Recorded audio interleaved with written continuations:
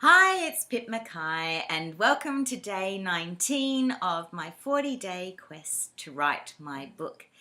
Now, I wanted to let you know that you probably didn't receive an email. Well, you didn't receive an email yesterday, and you didn't receive one this morning either. And that is because for some reason my VA I don't know how to contact her. So I'm a bit worried about her because she's really a very dedicated person, so I don't know why she's not around, and she's the one who uploads my videos into the email format and puts it on my blog, and I actually don't know how to do that because we've got a new system and I haven't had the chance to learn that system. So thanks for all the people. I'm so pleased. Actually, it's great to know that all these people are watching for my email on a Sunday. I really appreciate that, and letting me know that it wasn't there and didn't happen.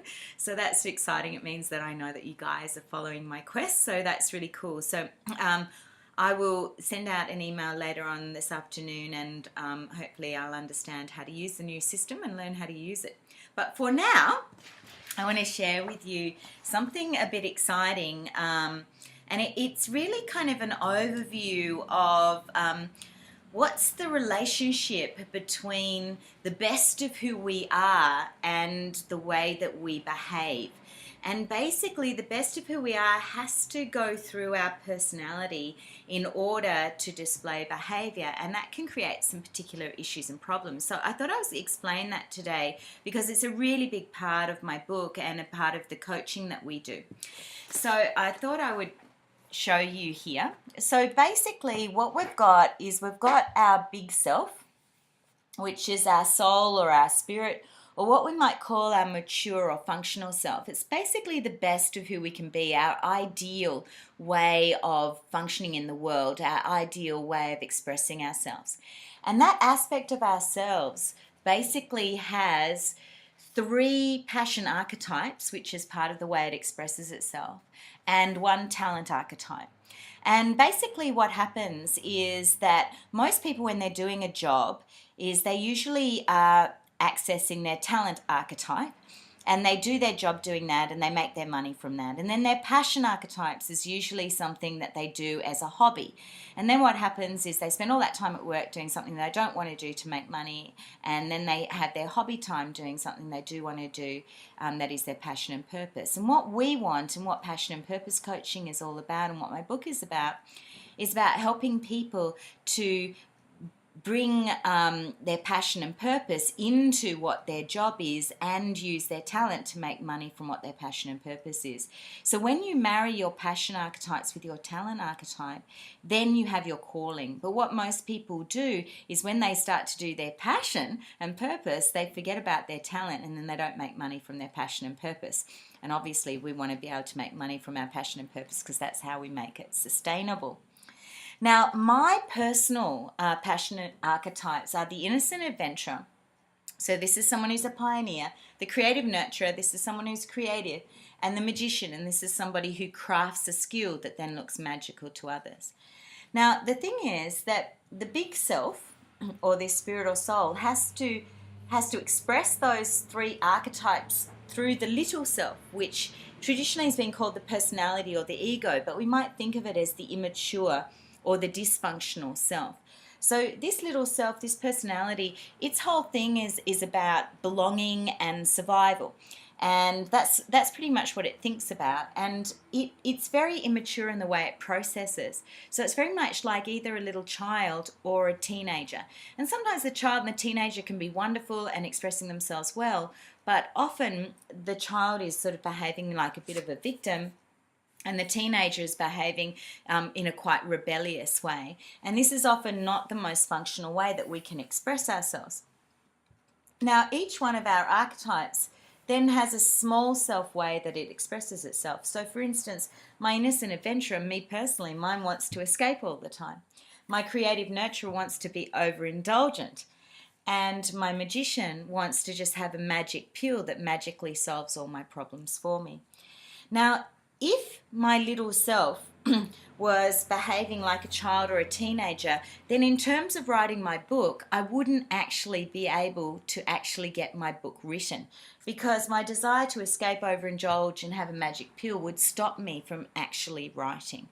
But at the moment, what I'm finding is that my big self has got enough of a handle on things that I'm able to do behavior which allows me to continue writing my book.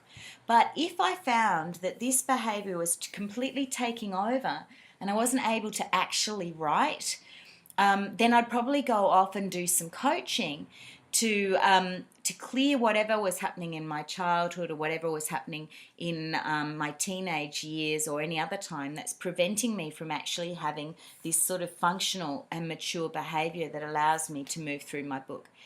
Now, having said that, what I find is the best way to do it is to have the big self almost like a parent of the little self.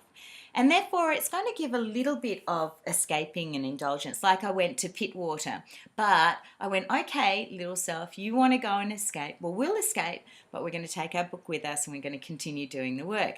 A little bit like a parent might say, okay, well, I'll read you a bedtime story, but you still got to go to bed and brush your teeth. Or I'll buy you that ice cream, but you've still got to eat your solid meal first, and we're going to have healthy ice cream. So that would be a way that a good parent would be able to be working with this little self, giving it a little bit, and then engaging with it taking it by the hand and getting what needs to be done. Now, what a lot of people do is instead of using the big self to kind of parent the little self, what they do is they find that their teenager is now trying to interact with the child aspect of themselves. So the little self has these two aspects, the child and the teenager. And what happens is if the person's found they're being a little bit childlike and escaping or being a bit of a victim, then the teenager comes over and bullies them into behavior. And just like a big brother or sister is not usually the best person to deal with a little child, because a big brother and a sister often gets a bit jack of the child's behaviour and then wants to push the child around, and then the child gets upset and cries and the whole family is in a mess. It's much better if you can use this bigger part of yourself to parent this child and to find a way where you can give them a little bit of what they want, but firmly taking them by the hand and moving them in the right direction. Now, just like any kind of family inside yourself, sometimes the child and the teenager can just be taking over, and then the household, the parents can't get done what they need to get done because these two are going for it. And in those circumstances, then I would go and get some coaching. So at the moment, that's not happening. I'm still finding that I'm definitely finding the little self there, and it's definitely wanting to do this behavior. But so far, I've been able to keep going and to write anyway. So the proof is in the pudding. Am I still writing? And yes, I've still been writing.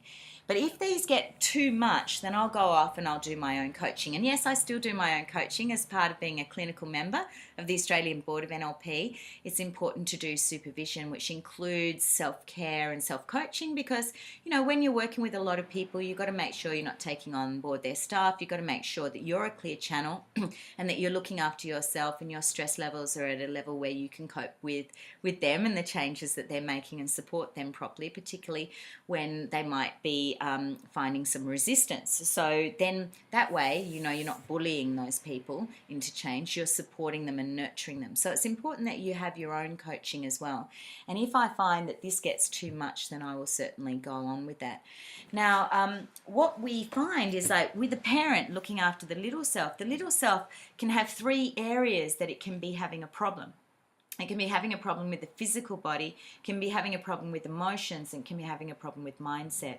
So then it's like working out, well, what does my little self need? And at the moment, I know that I'm about to start I'm about to be doing 4 days of training very soon. So I'll be teaching 1 day of spiral dynamics and 3 days of matrix therapies. And that's going to be quite challenging for my physical body, particularly whilst I'm still doing my 40-day quest. So right now I'm unwrapping my Chinese herbs for you to have a look at, because just like any good parent, you know, if a kid was going away to camp or something like that, you used to like go, okay, might want to build up the child's immunity, you know, give them some vitamin C or some, you know, vitamins of some kind to build it up. Well, you know, I'm going to be doing that for my physical body, and I find that my Chinese herbs, they're so amazing. I love them so much. You know, I'm going to boil them up and start taking them to support my body as I go through this quest. And if later on I find that it's, you know, becoming too much and my little self is not coping, then I'll go and do some coaching as well and sort myself out there. So now, as I said yesterday and the day before, I was with my godchildren, and I was looking at, you know, the sort of things that we are good things in childhood that help us understand what our passion and purpose is. So tune in and look at those. Even if you didn't get the email, go to my YouTube channel and have a look there, and you'll see my godchildren answering some questions and being very, very cute. So I look forward to speaking with you soon, and I look forward to talking to you tomorrow. In terms of the hero's journey, I think I'm still in tests and trials. In fact, I actually did this video just before, and the video didn't work and only the auditory worked because I forgot to turn off the Skype again. So I think I'm still on tests and trials, but soon I'm coming up to probably apostasis, which is death and resurrection.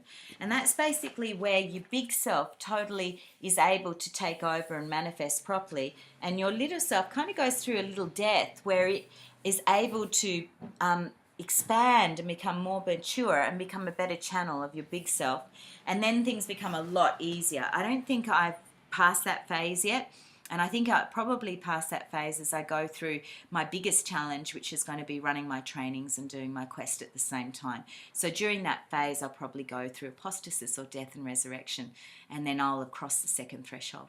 So stay tuned, and I'll look forward to speaking with you soon. Bye.